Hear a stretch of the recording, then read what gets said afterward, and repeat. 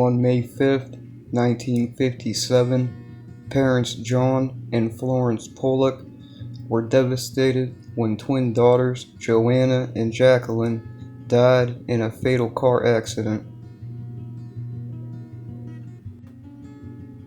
However, in a strange twist of fate, just 1 year later, Florence was once again expecting twins and would give birth to twin daughters Jillian and Jennifer. The sisters were identical, aside from Jennifer's two birthmarks, one on her waist and one on her forehead that resembled one of Jacqueline's scars. When the girls were just 3 months old, the Pollocks would move out of their old home. Even though their parents would rarely speak of the deceased twins, the girls seemingly had retained some of their late sister's memories. They would ask for toys that had once belonged to the past twins.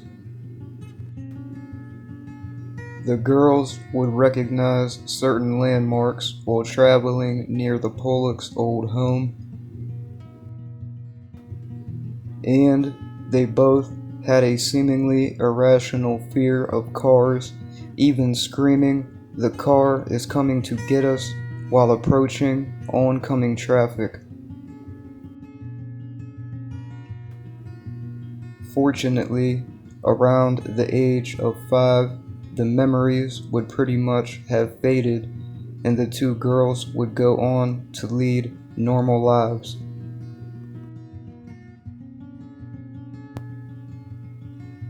Beginning in 2009, 4-year-old Ryan Hammonds started waking up, holding his chest, and anxiously exclaiming that his heart had exploded in Hollywood.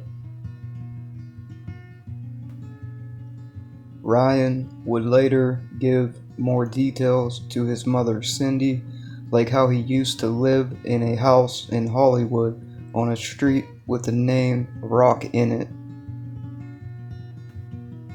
He also stated that he had 3 sons and a friend named Senator Fives. One day, while Cindy was scanning through a book that included photos from old Hollywood, Ryan would peer over her shoulder and point to a picture identifying one man as George and the other as himself. Upon contacting a psychiatrist from UVA Medical Center that conducts research on reincarnation, it was verified that the man in the photo was film star George Raft, and the other man was Marty Martin, who passed in 1964. After contacting Martin's daughter, she would confirm her father was a Hollywood agent who lived on North Roxbury Drive, had 3 sons, and once met with New York Senator Irving Ives.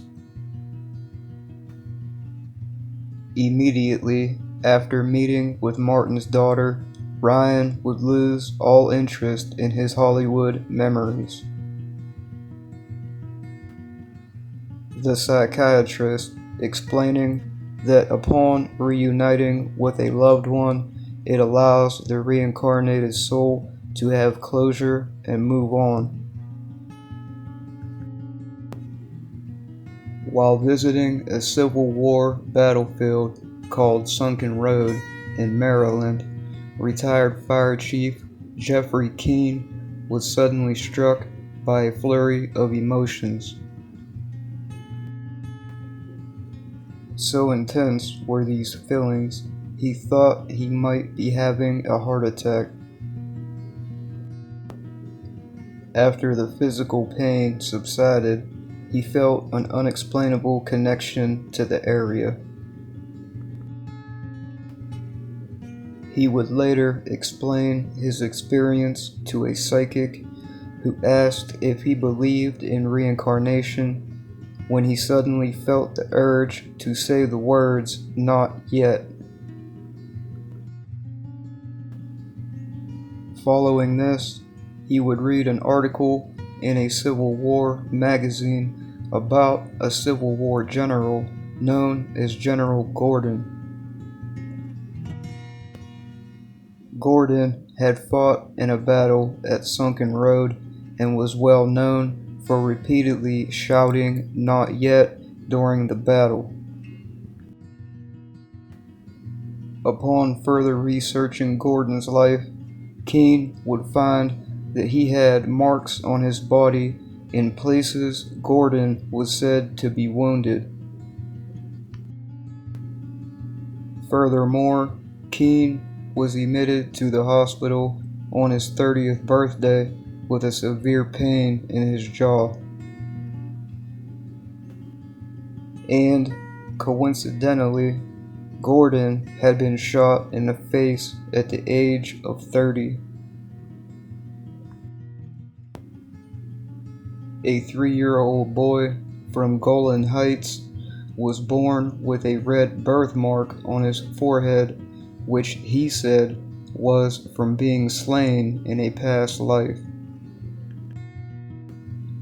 A Dr. Eli Lash, who claimed to have investigated the case, accompanied the boy around Israel until he recognized a village.